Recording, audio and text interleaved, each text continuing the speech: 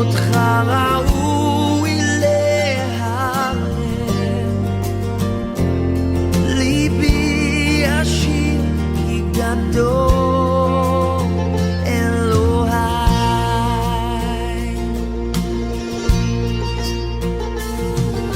שם מעל כל שם, אותך ראוי להלל, ליבי ישיר כי גדול אלוהי. How great is our God?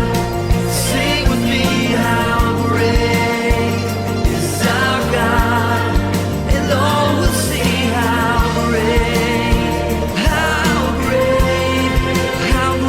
is our God.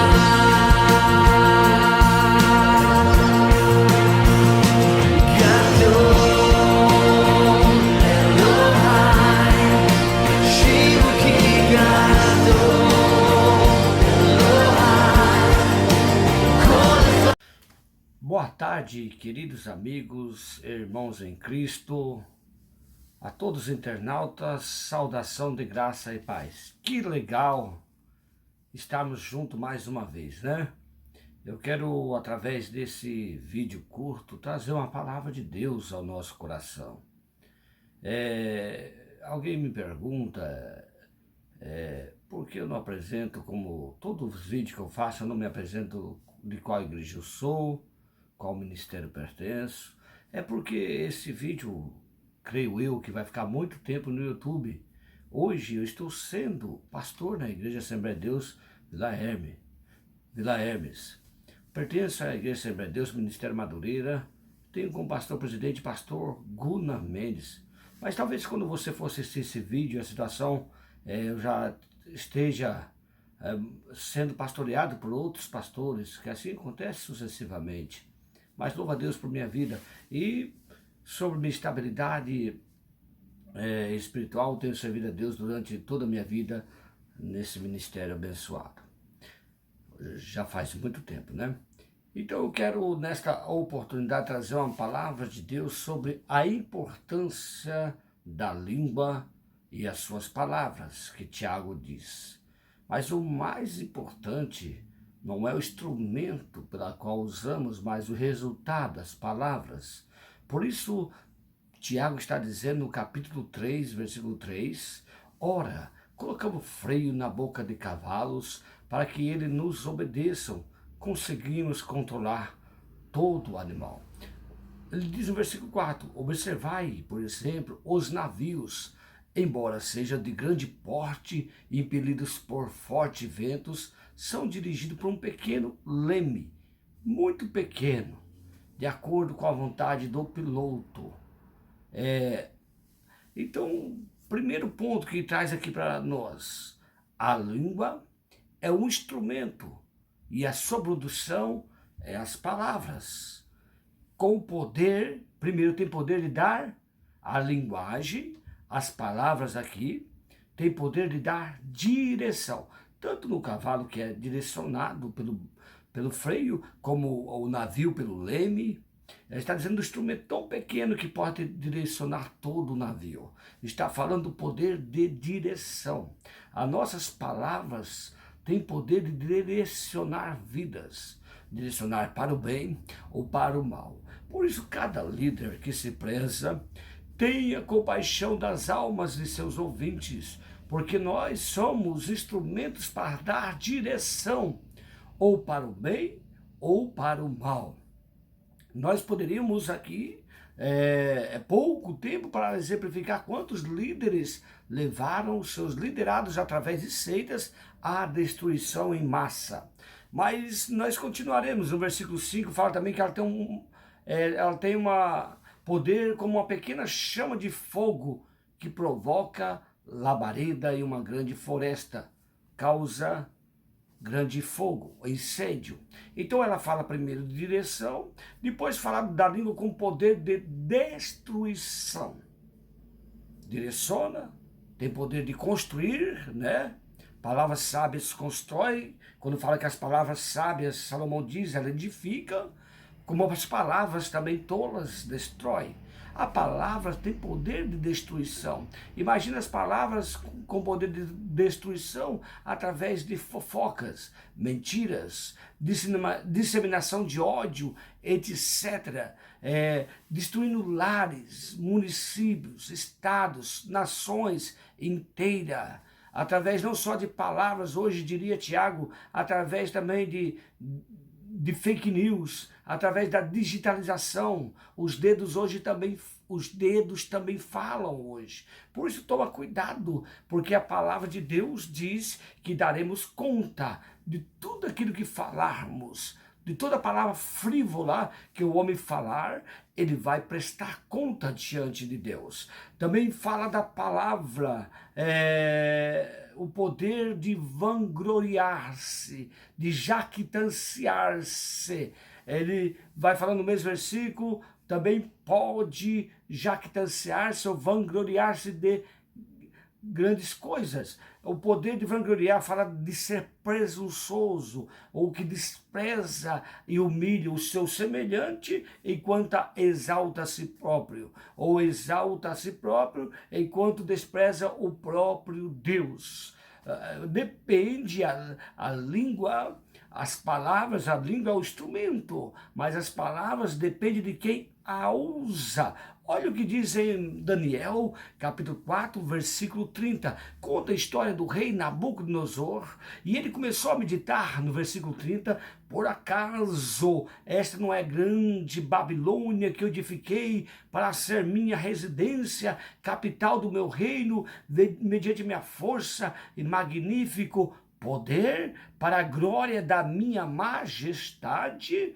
E o rei, nós aprendemos por essa palavra, e o rei estava ainda, nas suas palavras, quando veio uma palavra direcionada a ele: serás expulso entre o meio dos homens, e as tuas moradas será com animais silvestres, e alimentarás de capim, como os bois, e passar os 7 tempos que reconheça que Deus, só Altíssimo, ele tem domínio sobre todos os seres humanos e sobre tudo quer que deseja. Então veja bem, amados e muito dileto ouvintes da palavra de Deus, só Deus tem todo o poder. A ele pertence toda a glória, a ele pertence toda a honra, a ele pertence todo o domínio, a ele pertence todo o poder. Ele foi levado a passar 7 tempos. Alguém diz 7 anos, mas nós vamos aprender na teologia que 7 tempos são 3 anos e meio, pois na Babilônia era constituído de 2 tempos ou 2 estações, somente verão e inverno. Assim aprendemos. Outros pastores, outros filósofos intelectuais dizem que foi 7 anos, mas eu ainda sustento que foi 7 tempos, que cada 7 tempos duraria, a média de 6 meses daria 3 anos e meio, mas isso não é questão para discutirmos, cada um acredita naquela informação que tem, mas ele ficou 7 tempos, e naquela mesma hora, no versículo 33 diz que cumpriu integralmente a palavra. Ele foi expulso do meio dos seus e começou a comer grama na companhia de bois, e o seu corpo foi molhado pelo orvalho do céu. Os cabelos e os pelos começaram a crescer, e como as penas da águia, e as suas unhas como garras de ave. Contudo, versículo 34, no final daqueles dias, ele vai dizer: eu, Nabucodonosor, voltou o entendimento dele, ele teve domínio de sua mente, as suas faculdades mentais voltaram.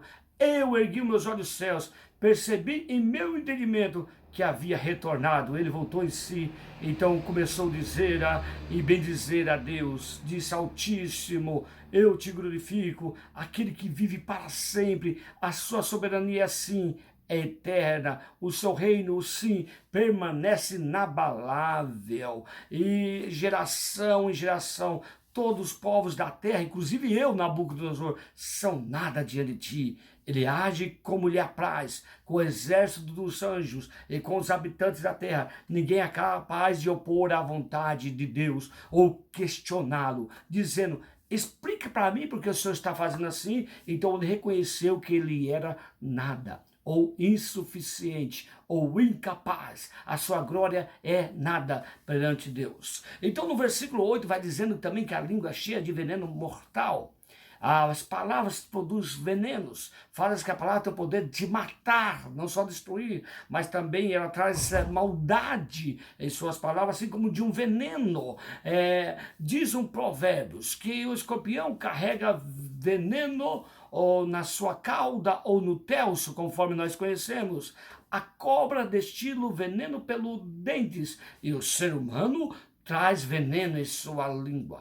Então a língua, ela é um instrumento, a produção dela, que é as palavras, é um instrumento para trazer saúde ou trazer morte.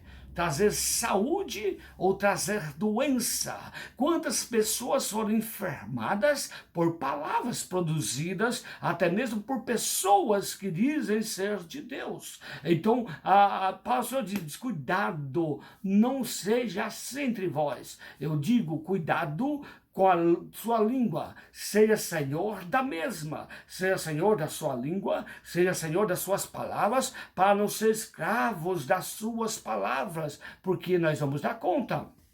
Versículo 9, ela diz: tem o poder de exaltar a Deus, tornar o homem um dos maiores produtores das atitudes mais nobres, que é exaltar a Deus, um adorador por excelência, mas ao mesmo tempo tornar o homem vil. Ele adora a Deus e amaldiçoa o homem criado à imagem e semelhança de Deus. Isso é uma contradição. Não tem como você usar a sua língua para adorar a Deus e fazer fofoca, para adorar a Deus e mentir sobre as pessoas, para adorar a Deus e magoar as pessoas, para adorar a Deus e ofender as pessoas. Uma coisa é ser sincero, uma coisa é ser autêntico, uma coisa é falar o que nós queremos falar, e outra coisa é a maneira de falar.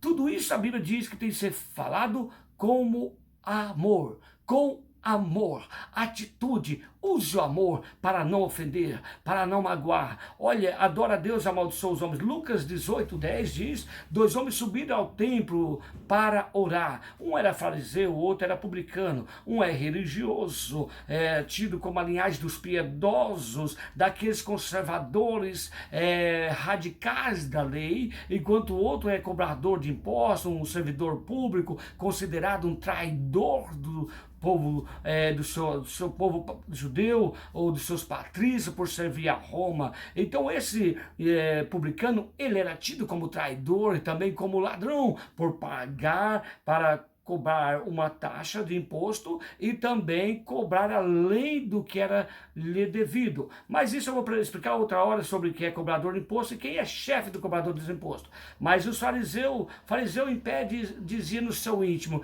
Deus, eu te agradeço porque não sou como os demais homens, roubador, corrupto, adúltero, nem como esse cobrador de imposto. Quer dizer, ele não está falando, ele está só pensando, meditando, mas Deus ouve a oração. E Jesus 2 vezes por semana, no versículo 12, ele vai falar: dou o dízimo de tudo quanto eu ganho. E diz a palavra de Deus que ele saiu dali arrebentado, enquanto aquele homem que falava: Senhor, eu sou pecador, tem misericórdia de mim, saiu dali exaltado.